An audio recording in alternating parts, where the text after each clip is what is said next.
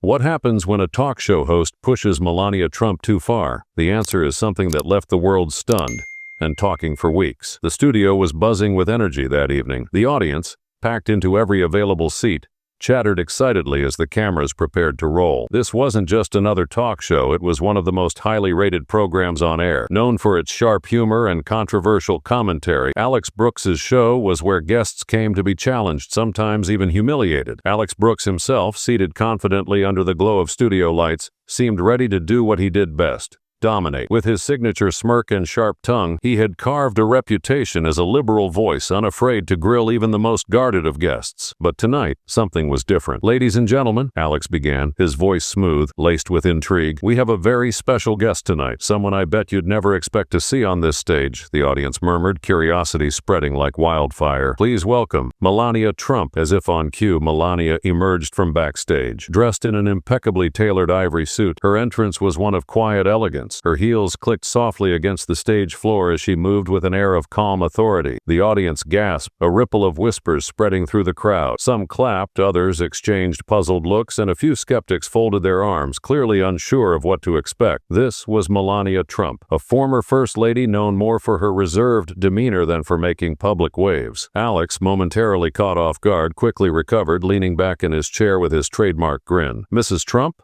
he said, gesturing to the chair opposite him. "Thank you for joining us tonight." "Thank you for having me," she replied, her accent adding a soft but deliberate edge to her words. And so, the stage was set. What began as a seemingly routine interview was about to take a turn that no one, not Alex, not the audience, certainly not the millions watching at home, could have predicted.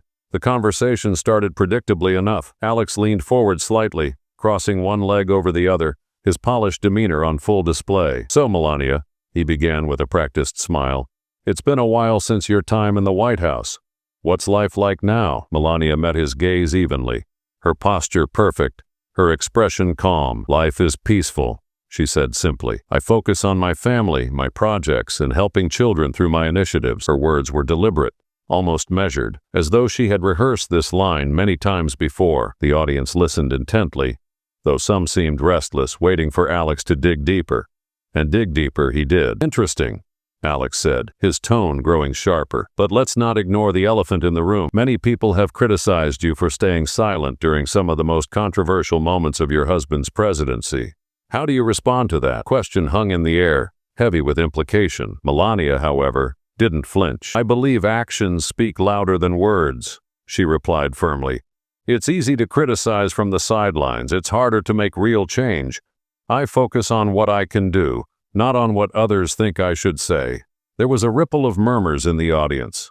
Some nodded in agreement, while others exchanged skeptical glances. Alex, sensing an opportunity, leaned in closer. "Actions speak louder than words," he repeated, his smirk widening. "That's an interesting philosophy. But don't you think that as First Lady there were moments where words were just as important as actions?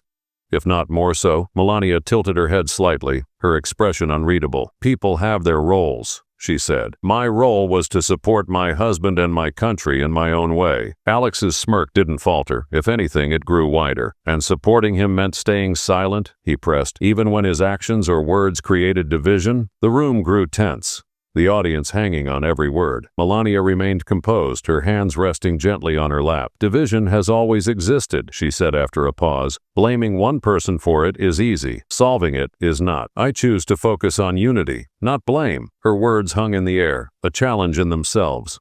The audience stirred, some clapping softly, others remaining silent. Alex, ever the provocateur, wasn't done. He leaned back in his chair, his tone taking on a sharper edge. "Let's talk about unity," he said, his voice dripping with sarcasm. "Because let's be honest, your husband wasn't exactly known for bringing people together.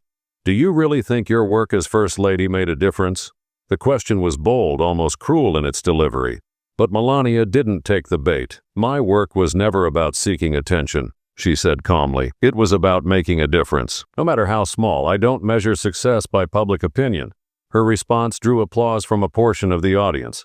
Alex, however, seemed unimpressed. He leaned forward, his eyes narrowing slightly. "Fair enough," he said, "but let's address the rumors. Your marriage, the controversies, are you here to set the record straight?" The audience held its collective breath. This was the moment they had been waiting for. Melania straightened her posture, her face calm but commanding. "I am here to speak for myself," she said firmly. "Not for rumors. Not for stories made by people who do not know me." The room erupted into applause, louder this time.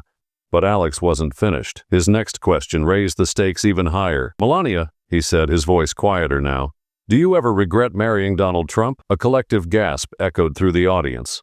For a moment, Melania didn't respond. She let the silence linger, her expression calm. Then she spoke. "Regret is for those who do not take responsibility for their choices," she said. "I know who I married. I know the life I chose, and I stand by it. Not because it is easy, but because it is mine." The audience broke into applause, some people even standing. "We live in a world where it is easy to judge from the sidelines," Melania continued.